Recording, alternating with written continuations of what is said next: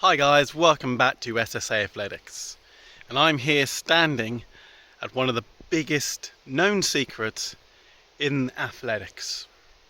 That is Merthyr Mawr.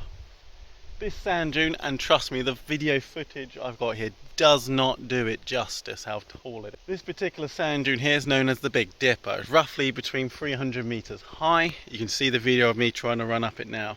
The sand dunes itself of Merthyr Mawr are gradient around about 60 meters on average. And in today's video we're going to be talking about hill running, why it's beneficial and how it can improve your training. When running up a daemon, as a sprinter, we can use this to help us with our drive phase. By getting our legs to pump like a piston, it can effectively recreate that start phase and make us potentially more powerful. Shorter hill work is better for sprinting, more power-based work. On the other hand, do a longer running can help with your endurance as well as power throughout the endurance event. Bit like doing on the track, shorter more powerful, longer more endurance. Now, not everyone has a sand dune to run up, and when it comes to deciding on the hills, you need to decide on the gradient of the hill. We want it to be a good gradient, but not too steep that we can't potentially run up it. We also got to think of the surface. Most hills are not going to be a sand dune like this.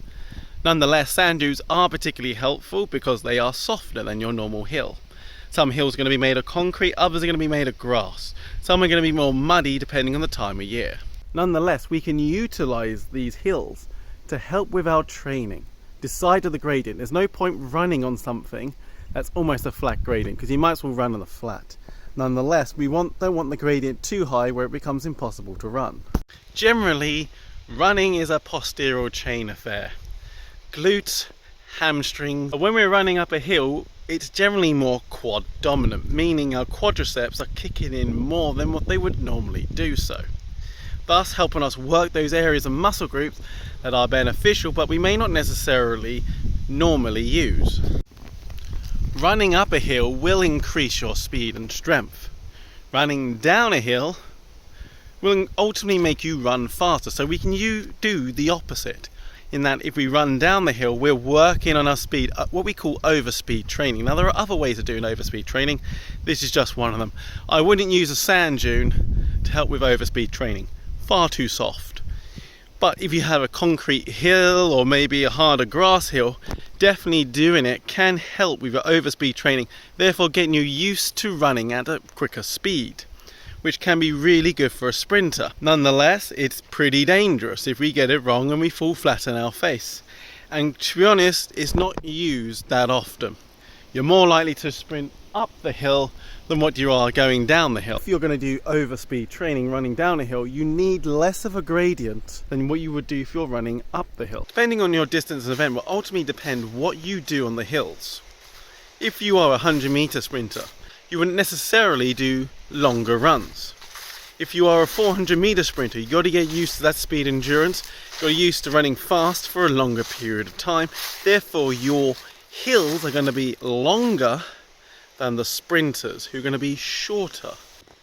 Now, there are certain races called mountain runners, and these credible individuals race up a mountain. So for those guys, getting used to running uphill is vital because it's all a part of the sport.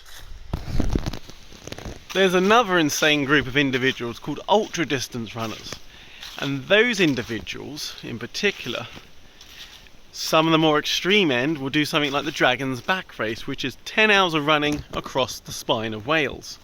That's right, they run across the top of the mountains for 10 hours a day. For those individuals, recce runs are a lot different form of training, and that's something that's more to do with mountaineering and something that I won't mention here, but it gives you an understanding of their type of training when it comes to running up hills. So guys, I want to thank you to all the nations around the screen here who are very sandy and very hilly, but thank you to everyone who has shown support to this YouTube channel and seen it grow. It means a lot to us. Smash subscribe if you're not subscribed, check out the YouTube channel and the other pages. And as always guys, I will see you in the next video.